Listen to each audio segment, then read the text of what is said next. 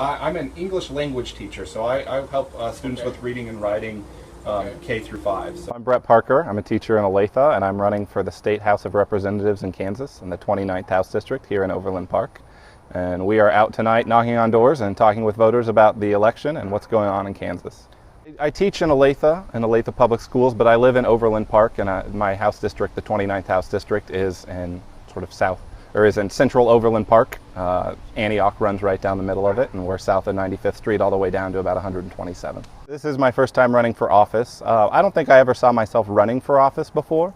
I've always been interested in current events and what's going on in the world. I think the first cause for me to get involved in politics in general was just I had done a lot of work for non-for-profits, and you can see a lot of good work at the local grassroots level be undone by bad policy.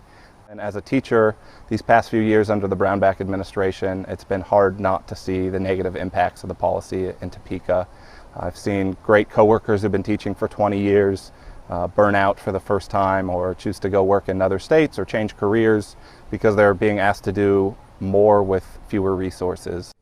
Well, the number one goal on education is a new formula.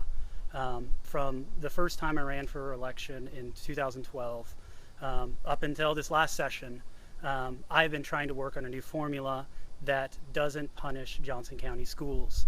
The old formula passed in 1993.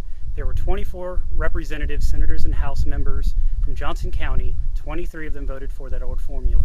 It limits what we can apply locally to our schools. When you look at how we spend our education dollars in Kansas to the states that surround us, Iowa, Nebraska, Colorado, Missouri, Oklahoma, Texas, we spend more money from our state general fund dollars for education than our surrounding states. We're number one. We're second from the bottom in what we allow for local contributions, below the national average. I applaud anybody who gets involved in the legislative process, whether it be as an elected official or an advocate. And obviously there are a lot of teachers advocacy groups, PTA. We hear from our superintendents all the time on educational issues. I think that a teacher could bring a great voice to Topeka. And I've worked with teachers that are up there, retired teachers as well. So my district has a policy where we can take unpaid leave for political service, and in my case I would take that and collect my $88 a day as a legislator to make laws and hopefully improve the lives of Kansans.